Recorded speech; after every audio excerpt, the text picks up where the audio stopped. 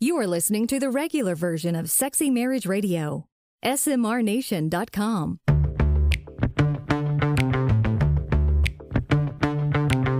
You've turned on Sexy Marriage Radio, where the best sex happens in the marriage bed.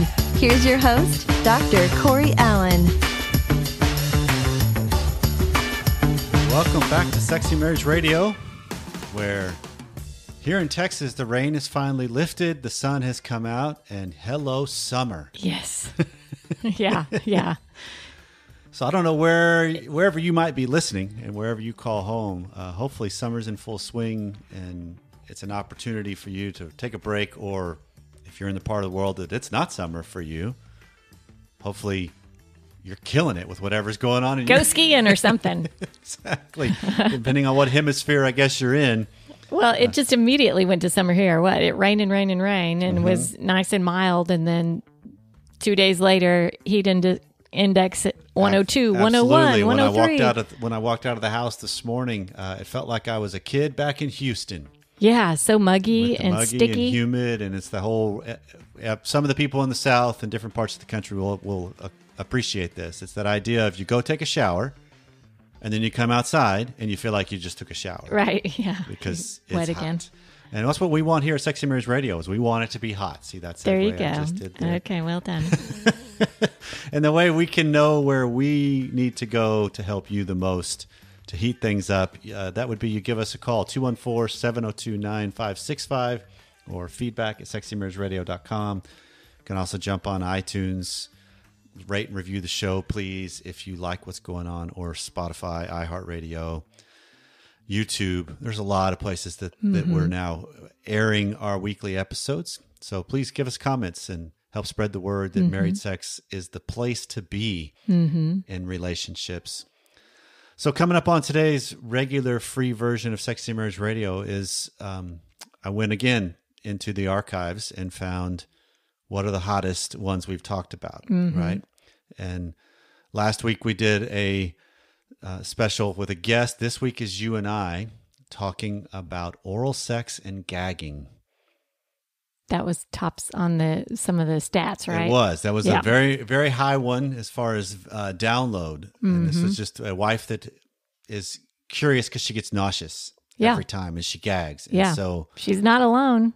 But yeah, he would really like to experience more. And then we have some additional voicemails we cover. And then the extended content today, which is deeper, longer, and there are no ads. You can subscribe at smrnation.com/SMR Academy.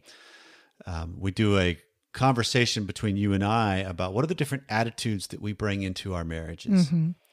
Because a lot of times, this is, if you were to sum up all of Sexy Marriage Radio that we've been doing almost 10 years now, you could really boil it all down to how you view what's going on dramatically changes what you do with what's going on. Right. And so if you can start to view yourself and what are you bringing into your marriage, into this relationship? What are you expecting? What are you looking at? How do you think things should unfold? And where do those suckers come from? You'll want to pay attention to the extended content today, because we'll unpack that and how each of them, the views that we can bring into it, how they do impact it, and what you can do differently to make them maybe just a little bit better. So all that's coming up on today's show. So right out of the gates, we're going to start with an email. Okay, good. That came in entitled, and the subject line was gagging and nauseous at the thought of my husband ejaculating in my mouth. Okay. So it says, hey, SMR team, wondering if you can help me with this. My husband's asking me to consider this as it means a lot to him, like I'm accepting all of him. He doesn't expect me to swallow his ejaculate, just allow him to come this way. I, however, feel sick at the thought and the smell also. And when I have done this in the past, I've gagged, which obviously is unpleasant. Even writing this email, I feel a little ill and have been putting it off for ages. I'm really sensitive to smell, and also for when even oral sex where he warns me just before his orgasm is pushing my own anxiety. He can even shower right before, pays attention to hair removal. I can still find the area smelly, and even the smell of the soap can put me off. I know it's an act of pure love and sacrifice. That's the stance she has to take to make it happen. Okay. So any ideas pushing past this roadblock? Thanks. Kudos to her, I'm saying, for wanting to to do this for her husband. I'm kind of torn here, so I'm curious your thoughts, Corey, because I'm looking at this going, well, there's some lines that I don't know. She's tried it, she's done it. It makes her gag, and it's she's not someone that's saying no and not trying it. Right. Clearly, she's done this in the past. Now she just wants to work at it and get to where she can get past it. Which is growing. It's growing. That's the whole premise of it. Yeah, it's definitely growing. That would be a tough one. I mean, is this something that's more about... I see this totally different from hygiene. You know, she talks about how he washes and does this. I mean, there's no amount of... The hygiene would take away other smells, but when you've got the actual semen and the texture and the taste and all those, I mean... That's a different experience. That is what it is, and it's totally different experience. So right, because there's some wives that will have aversion to even just the act, all the way to the act of oral sex, of right, performing fellatio. Yeah, which is the medical term for a blowjob, in case people are not familiar. Yeah. So sometimes there is an aversion to just even the whole premise and the idea and the act of that. There's no way. Right. She's saying it's just the idea of him ejaculating in my mouth. Mm-hmm. So I'm curious because she says even the whole, but what jumps out to me in the email is even the thought of him saying, warning her, causes her anxiety. So I kind of hear it's not just the ejaculate in her mouth too. It's the whole act can be anxiety provoking. Okay. And that's kind of, I might be reading into this. And if I am, I don't hear it that way, but email a response to us or call in and let us know. But I wanted to go a little more global in the sense first of some of the aversions that you can run across when it comes to just performing oral sex. Okay. And so a couple things to be aware of is you need to get clear about what it is that you don't like. She's got that. The smell, the taste, the ejaculate. Those are the things she's. I don't like it. Yeah, very specific. So there are some things that can come about when you're talking about not necessarily the ejaculate, but you're talking about the whole act of the performance of oral sex. There is some flavored lube that can change it up, because now all of a sudden it's not a penis you're tasting, it's cherry or lemon or... It's cherry until the ejaculate comes out, and then you're tasting that in combo with it. Fair. That's right? fair. So it's a mixture. So let me have a little bit of lemon along with a side of ejaculate. Okay. So, but it's still, this is just if you're trying to ease into the process to reach up to what she's specifically asking. Yeah. So there are some common things that can help on just change it up, try the different things. We've always mentioned before, try it in the shower. That was my first thought, because when you're in the shower, you got all this water coming down around you. You can, faking it is not the right word, but you can allow so much water to come in. You can keep liquids going easily. And it keeps liquids that really... Which also is an easy entry into...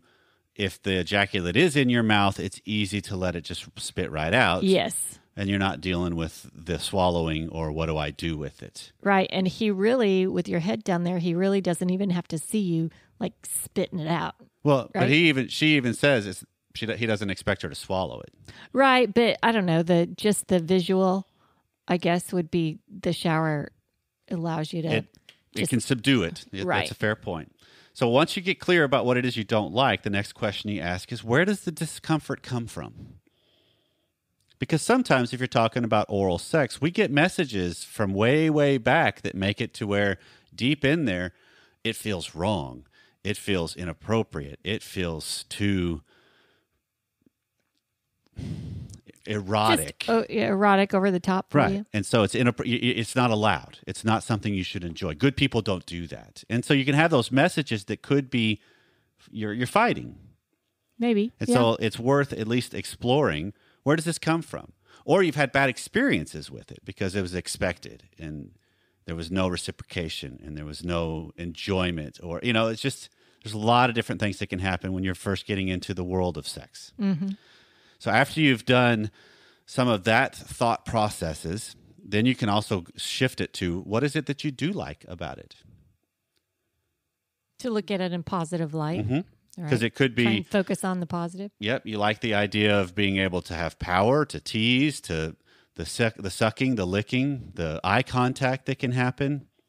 And there's a lot of different things. I like the power to be able to provide pleasure to my spouse. And sometimes framing it that way makes a little difference. And that's what it sounds like she's doing. Because she's like, this is a thing I'm trying to do out of love. I want to work through this out of love for him. Yeah. I want to overcome this aversion and this reaction to it. So the thing I think of, again, let's go just a little more global still, is you work up to this. You work up to oral sex, which means start with manual stimulations. Get your hands involved a lot more. Right?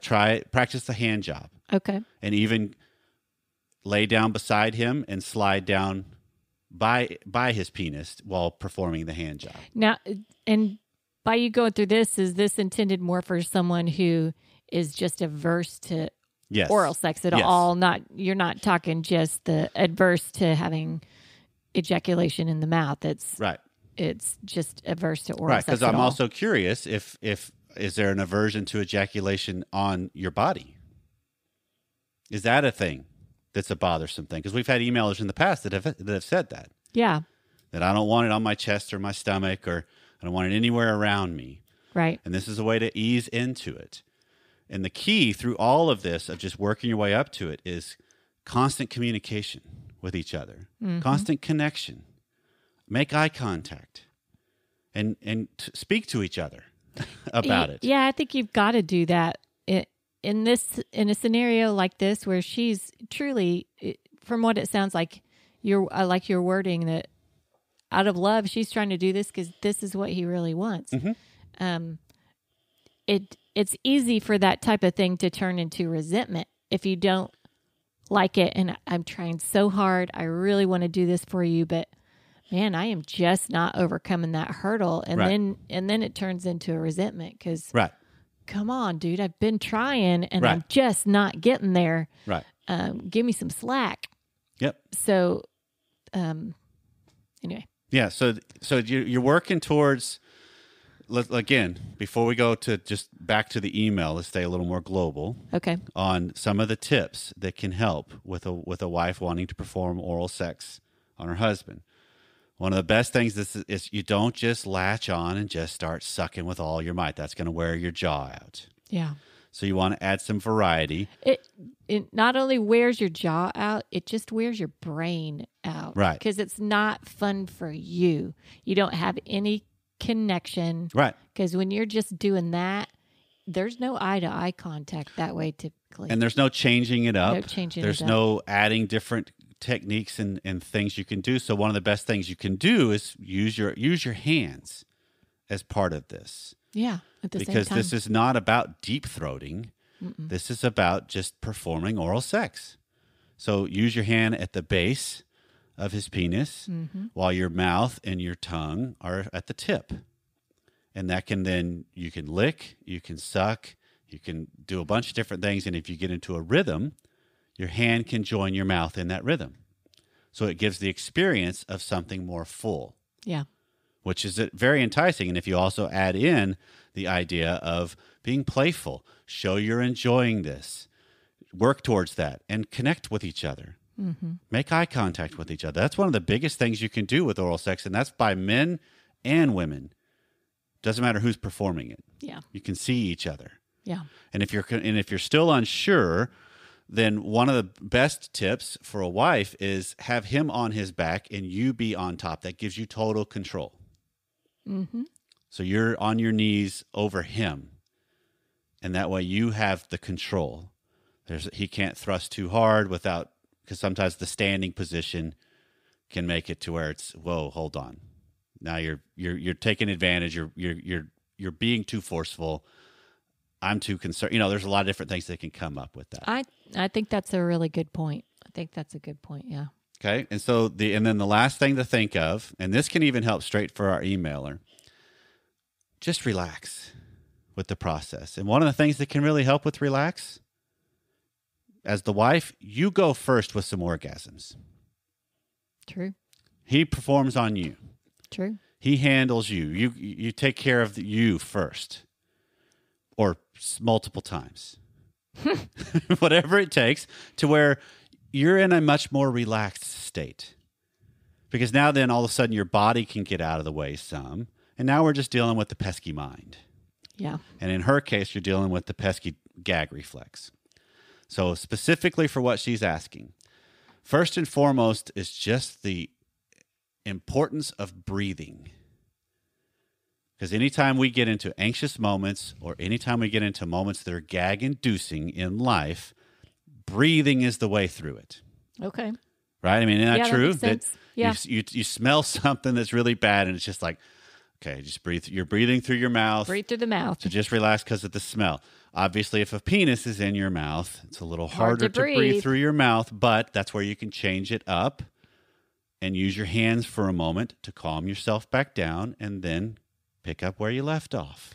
And that might be where if the breathing through your nose and some of the smells are there too, you know what? Use some sort of massage oil that's scented that could be up around where your nose is. Yep. Or get a diffuser in your room. Diffuse some Yeah. oils or something that is a soothing. Or the shower. Can come back into play. And then don't use the soap because she made the comment even the soap can be inducing of her anxiety. Oh, interesting. But it's just, but you can do that to where there's different things. Try different scents of soap. Don't go with just Ivory or Dove or just the basic soap smell. Try something different and see if that helps with the scent. But then the last thing I came across that I think could be an interesting thing to do. I found this when I was just searching for information on how do you deal with the gag reflex, particularly when something's in your mouth, like with different, where I found this was when you're trying to do some cod fish oils that is good as a holistic supplement in your life. Yeah. A great thing that they recommend, because this is a way to temporarily disconnect your gag reflex or stop it. So you take your left hand and you stick your thumb in the palm of it and you make a fist and squeeze. So you're squeezing your left thumb down and that disarms your gag reflex. Okay. That might be a little bit awkward depending on the position you're in to try and be holding yourself up or something like that. So I guess switch your position around. Or if you got a penis in one hand, that means you're going right-handed with that. Right. And you use your left hand. But I'm going to throw that out there as, hey, why not? It works for people. It works for people. I found this where the dentist office used this. Interesting. And holistic specialists use this when you're dealing with some of the oils that you're trying to get your kids to take. Right. And they gag. This is a way to temporarily shut it off. Okay. So I'm going to throw it out there because I think it's worth. Absolutely. Why would it not work? Possibly. No, absolutely. I think it's worth doing. You gotta be thinking through a lot of things there, because then if I'm clenching up my left fist, I don't want to clench up other parts of me that might be right. Fair point. If you clench one thing, you maybe tend to clench. Fair point. But other this parts. isn't through the entirety of the process. This is just at that end. point. So you just have some more communication with him to be Okay. able to say, "Give me a warning. Yeah. I need to gear towards this." And again, the desensitization can work too, where it's just give me the warning and I'm going to pull out and finish you manually onto my breasts or stomach or something else, and I'll work towards this. Okay. And it is truly a Pavlovian thing you can do where you just condition yourself. You work towards it. Okay. And those are the best ways, because this is the way we go deeper and grow in this area of our life all the way through. Is initially there's an aversion to it because it's an innocence, a naivete, or it truly is a disgusting reaction. Mm-hmm. But then we grow into, you know what? Maybe it's not as disgusting as I thought. Maybe so. If it's that important to your spouse and you're willing to try it, then great. So kudos to the member of Sexy Marriage Nation for I want to do. I want to reach out. I want some help with this because I want to work towards this. Yeah. I don't want this to be a roadblock. Yeah. So this might seem kind of odd, but let us know how it goes. Right. Hi, Corey and Pam. I've listened to the show since 2015, I think, and I love it. Thanks for continuing to do it. My question is, I just had a baby about 6 weeks ago, and I'm struggling with the idea of getting back into sex with my husband and with like the images of doctors and, you know, stuff that went on down there. So I listened to the one episode that is about sex after baby, but I'm wondering if there's any other episodes or any other advice you have about getting images that aren't sexy out of your head during the times that you want to be intimate. Thanks. Oh, the journey that can hit so many couples. Yeah. Yeah. Anyone who has kids. And it can be a real hurdle of trying to overcome transitioning from that process, because it's not just the process of birth that can be cumbersome. It's the whole pregnancy thing too. It can make a whole wealth of things that are positive or negative when it comes to your sex life. Yeah. Yeah. And sometimes it's just how you're looking at it.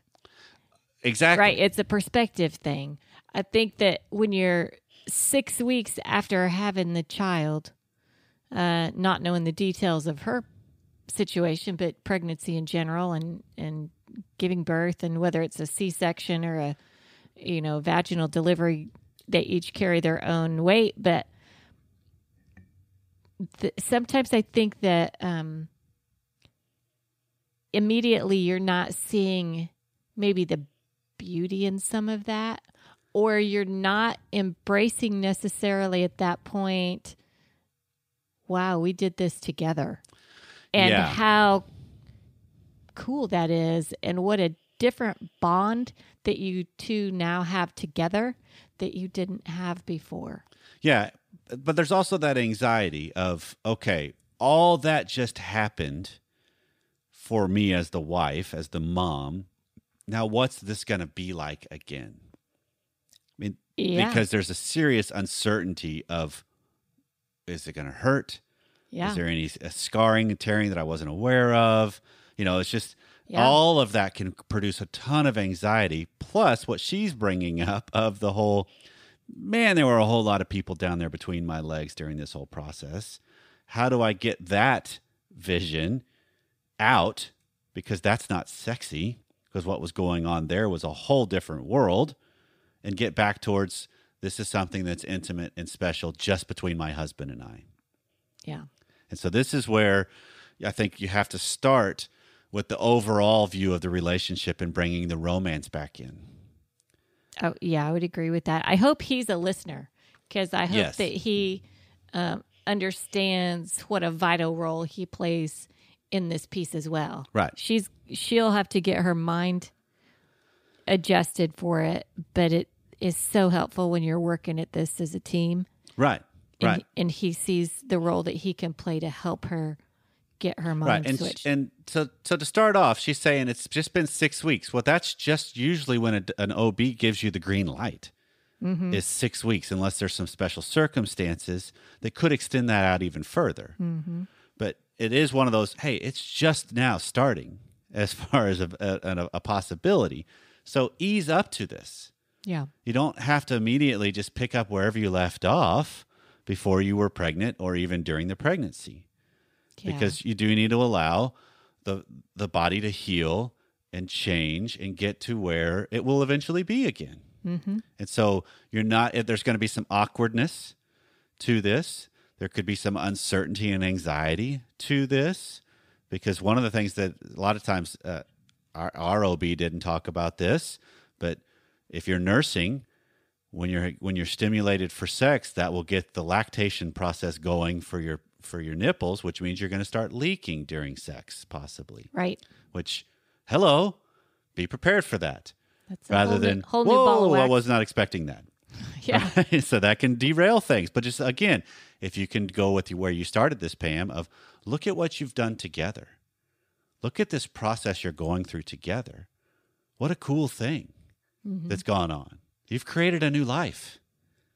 Celebrate that fact and enjoy that fact and realize, okay, this is learning something new. This is getting back into something. I thought we had this thing down, and now we got to learn something new again. Yeah, it's a different story. And so what you find sexy now, or when you feel sexy now, might be a different story than what you had before. You might have to rediscover those things in your mind, in your life. And this is where the power of the relationship can be a tremendous benefit of continue to have the conversation. This is where we go back to the last call we had, the last email we had on the first section of today. Yeah. Just constant check-ins with each other, because this is the whole, I'm thinking of it specifically with what she's asking. They're in the process of getting the sexual act started. Incorporate a lot of foreplay possibly to ease into this, almost go back to the dating where it wasn't necessarily just straight for sex. It was easing towards it, and be willing for both of you to say and know, you know what, I may need to stop at a different point than I normally, because I want to check in with you, because I just had a vision of the two docs that were just there. Right. And so if you have humor as a benefit and a blessing in your relationship, that can be a great bonding opportunity that doesn't have to derail it. It just pauses it. True. Because you just say, hold on, can you assume a good doctor pose real quick so I can then morph you into my husband from the doc? Because I want this to be sexy again. And have some fun with this. Use your strengths, because the mind is an incredibly powerful thing. And when you work in sync with each other and you open yourself to each other in that way, you can really be good allies to each other with this. Yeah. Because a lot of times, I've said this before, I'm pretty sure, but never in this arena. Great sex happens when we recover well in the middle of it too. Because it's not always just one fluid, butterflies and rainbows, rhythmic dance. Sometimes it truly is, we need to stop. That was awful. That didn't work. But the overall thing still turns out really, really good because you recover. Yeah, and that's a big victory there. Huge. I think that's a bigger bonding for the two of you as a couple in overcoming that than it is to actually have had a connection performing sex, right? Well, you just connected with the essence of yourselves, so more, each other on a deeper level. So it's more than just sex. It's a connection of souls and spirits and minds and emotions. Right. And the reality is he's probably a little bit off his game too. I can't imagine that things are going to be exactly the same for him. Yeah. Right. He's seeing things in a whole new light. Yep. And it's different when you're a parent. Yeah. And so how do you frame it? Just the way you started this whole conversation, Pam. How do you frame this as, look at what we've created together, right? Look at this experience that we just went through together. How do we celebrate that? But also, how do we then morph into what could be still? That's incorporating what was and what still can be. Because now all of a sudden you're experiencing a different aspect of yourself and each other. So bring that to the party. Yeah, I think you do have a quicker turnaround there, and trying to get past the doctors and those visuals that you've got. If you're letting your husband know exactly the situation. Yeah. Letting him know what you're seeing. Bring him in on it. Because then if you're not bringing him in on it, he's not going to have a clue, and he's going to get frustrated. Well, or you start to create parallel experiences that then put each of you in the dilemma of, oh, we're not even connected here. Who's going to really notice this first and say something about it? Because that's a different path. Yeah. And so this is just really about be more involved in your present and bring your spouse into it. Yeah. It's great to have a chance to kind of look back into things that have gone on before.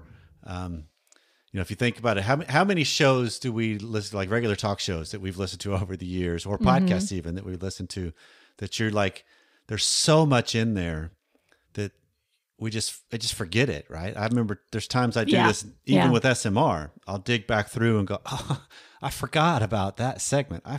There's been so many episodes so far. Absolutely. So hopefully the little bit of time spent in the past, the last couple of weeks, has been enlightening to people to realize, oh, I forgot all about those things and that content. And because when you say, Pam, that all the questions that we get from the nation, which we are so grateful for each and every week, there's a lot of times we're just saying a lot of the same, we're just applying the same kind of concepts to different specific situations. But that's the beauty of it. Sometimes something doesn't make sense unless you hear it in your situation. Absolutely. Right? So hear it applied to your specific life. So the context matters and helps us see a clearer picture. Totally. And so if you want us to go to where you want us to go, let us know. 214-702, wait, that's right. 214-702-9565. I'm leaving that in there, too. Job well done. Or feedback at sexymarriageradio.com. I know I'm not going to mess up that address. Well, this has been Sexy Marriage Radio. If we left something undone, let us know. We'll see you again next time.